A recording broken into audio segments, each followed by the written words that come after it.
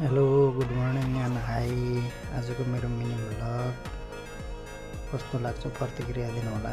बिहान उठ्ने टक्क माथि गएँ, छतमा गएर चिसो थियो मौसम, त्यसपछि तल झरेँ, टक्क चिया खाएँ। त्यसपछि आज हाम्रो ढिँडो खाने भन्ने प्लान थियो। त्यसपछि मम्मीले अचार बनाएको थियो भन्नु, टमाटर टक्क लगाएर पोलेँ।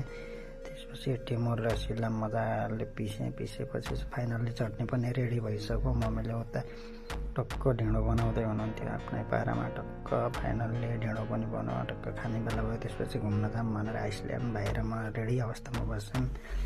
त्यसपछि टक्क गयौँ, सरकारी पुग्यौँ। भाइ अघि म पछि टक्क गएपछि एउटा खोला देखियो। फाइनल्ली आइसल्यान्ड पनि हामी पुग्यो। मजाले भ्यूहरू हेऱ्यो त्यहाँको। यस्तो मजाको वातावरण थियो। पुरानो ढुङ्गाहरू पनि रहेछ त्यहाँ, आनन्दले हेऱ्यो।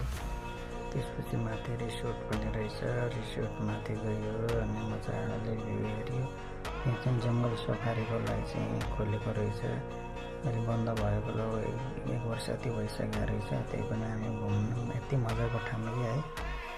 त्यहाँ तपाईँहरू पनि पक्कै पनि एकचोटि जानु होला। आइसल्यान्ड चाहिँ एकदम मजाको लाग्यो मलाई चाहिँ है।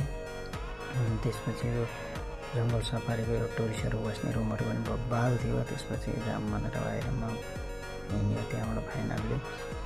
अनि टक्क घर आइयो। घर आइसकेपछि आनन्दले फाइनल्ली घर पनि पुग्यो। अनि मम्मीले जुत्तो निकाल्दा भन्नुभयो, अनि मलाई जुत्तो निकाल्न गएँ बाख्राको। त्यसपछि बोकेर बारीमा टुई लगाएर जुत्तो पनि फाल्ने। त्यसपछि नुहाएर फ्रेस भएँ। अनि आज माथि सानो भाइकोमा जाऊँ भनेर माथि सानो भाइकोमा गयो। सानो भाइ मजाले खेलिरहेको थियो। त्यसपछि सिमरनले चिया बनाउँदै थिइन्।